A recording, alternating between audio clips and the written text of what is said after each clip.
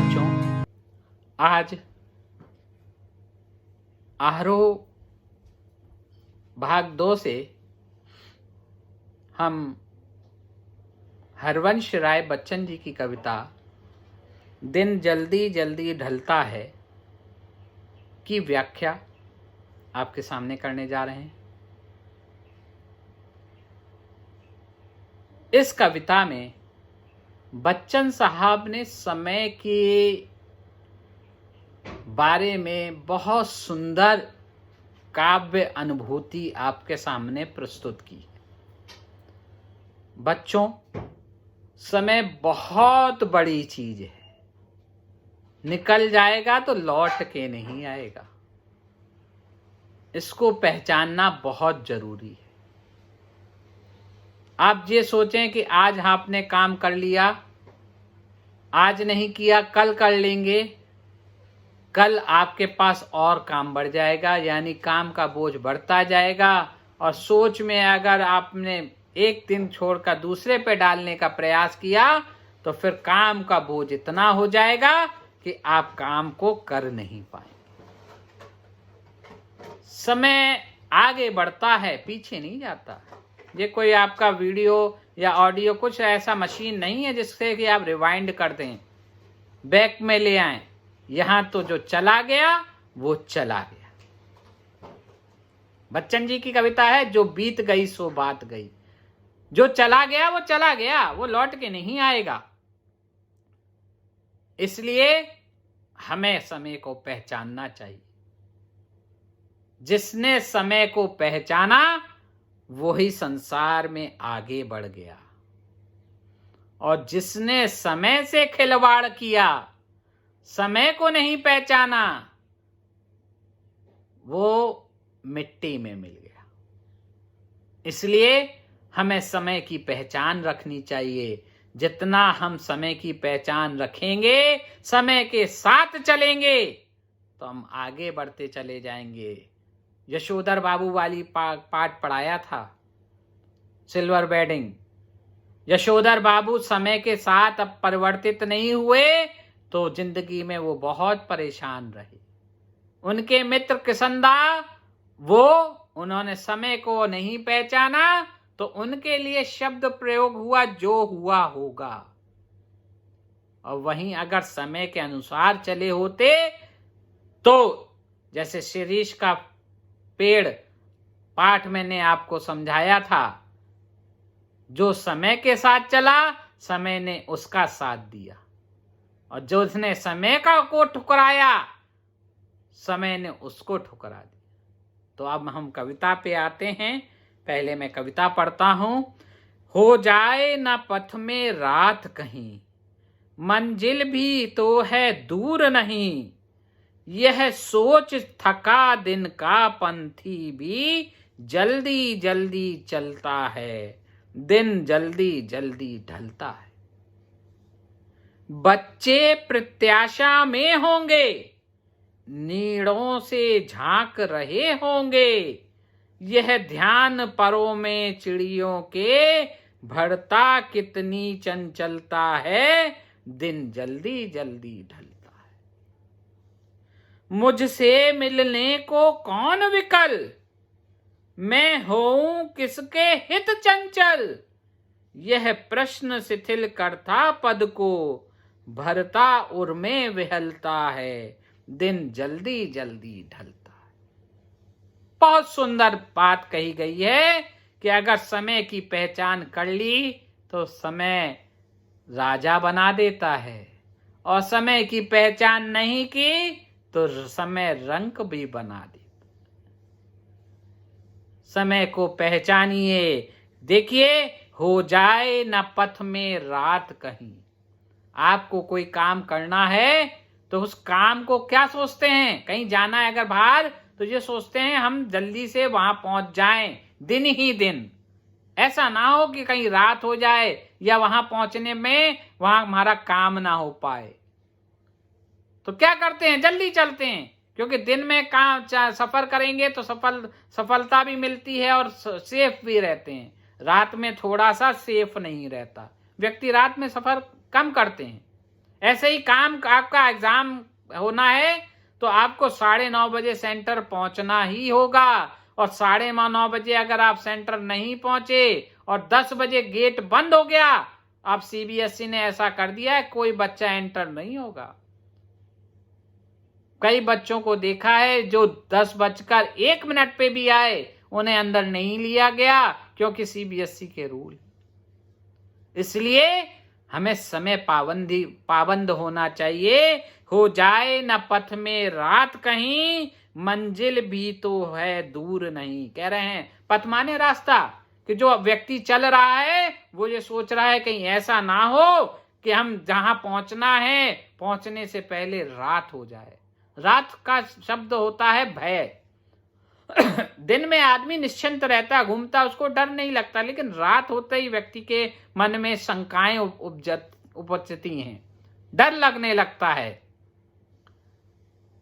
और अगर मान लो दिख रहा है कि हम पहुंचने वाले हैं और थोड़ा और तेज चल लें तो उस लक्ष्य को पहुंच जाएंगे, तो व्यक्ति जो है और तेज प्रयास करना शुरू करता, और जो ढीले होते हैं वो हार जाते हैं। खरगोश और कछुए की कहानी सुनी होगी। खरगोश तेज दौड़ा, जीत के बिल्कुल मुंह पे पहुंचकर सो गया कि कछुआ तो आराम से आएगा और मैं तो थोड़ा आराम कर लूं फिर पहुंच जाऊंगा, और जब उठा तो पता लगा वो हार गया, क्योंकि उसने समय को नहीं पहचाना।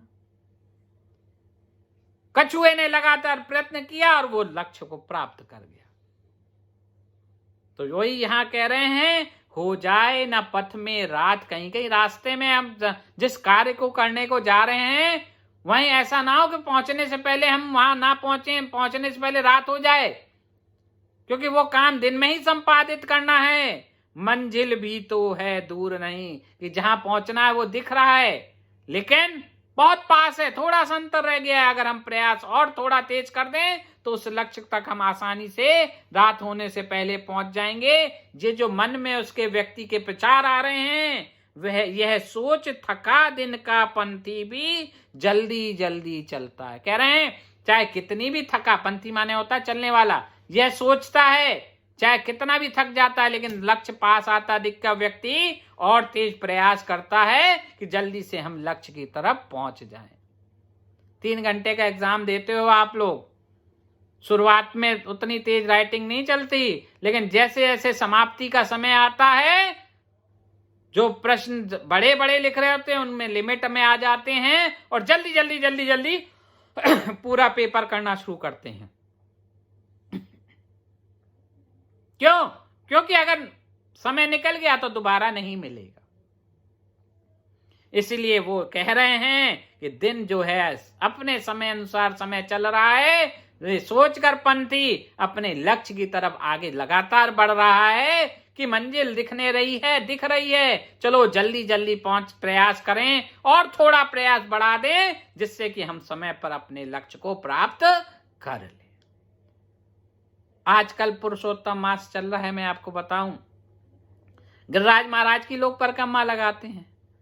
शुरुआत में जब लगाते हैं धीमे धीमे चलते हैं, जब थकने लगते हैं, पैर जवाब देने लगते हैं, तब अब नहीं चला जा रहा, तो जो साथ में होता है अरे थोड़ा ही सा रह गया, थोड़ा ही किलोमीटर देखते हैं, अरे अब तो आना है, और जैसे ही पास में आने लगते हैं अंतिम पड़ाव पर, कदम और तेज बढ़ते हैं और हम अपने लक्ष्य को प्राप्त करके आनंदित होते हैं कि हमने परिक्रमा लगा ली।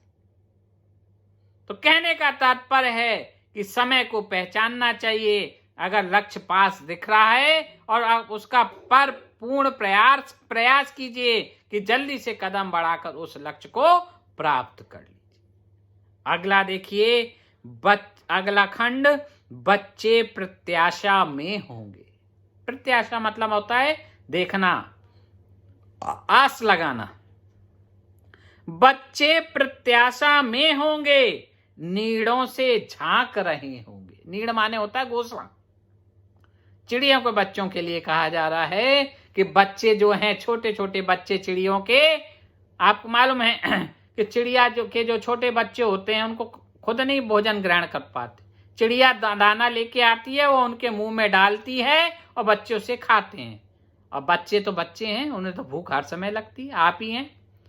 पढ़ेंगे भी तो भी सजा के बैठेंगे अपने सारे सामान खाने के लिए, क्योंकि जितना पढ़ेंगे उतना, जितना आप एनर्जी को लॉस करेंगे उतना भूख लगेगी एनर्जी दोबारा प्राप्त करने के। और बच्चे तो भैया चंचल होते हैं, उन्हें तो खाना चाहिए। तो वही कह रहे हैं कि चिड़िया के बच्चे कि वो भूखे हैं और वो इस आस में अपने घोंसलों से बार बार बाहर झांक रहे हैं कि उनकी जो चिड़िया माँ है वो आए और उनको भोजन दे दे। ये कर्म बच्चे कर रहे हैं, लेकिन इनको सोच कौन रहा है? जो चिड़िया उड़ के जाएगी उसे डर सता रहा है। क्या डर सता रहा है? यह ध्यान परों में चिड़ियों के बढ़ता कितनी चंचलता है। कि बस चिड़िया ये सोच रही है कि जल्दी से मैं अपने अन्न को इकट्ठा करूं और बच्चों के पास दाना लेके पहुंचूं। क्यों? क्योंकि बच्चे इंतजार कर रहे होंगे और इंतजार करके घोंसले में बार बार उचक के झांक रहे होंगे। और जब वो बार बार झांकेंगे तो कहीं कोई हादसा ना हो जाए, कोई बच्चा नीचे ना गिर जाए, कुछ घटना ना घट जाए जिससे मैं अपने बच्चों को खो दूं। इसलिए चिड़िया जल्दी से दाना उठाकर जल्दी जल्दी प्रयास करती है कि वो अपने घर की तरफ पहुंचे। क्यों? क्योंकि दिन समय के अनुसार अपने आप ढलता चला जाता है। इसलिए हमें क्या करना चाहिए? हमें भी प्रयास निरंतर करना चाहिए अपने लक्ष्य को पाने के लिए। अगला खंड देखिए। अब थोड़ा सा निराशावादी खंड है।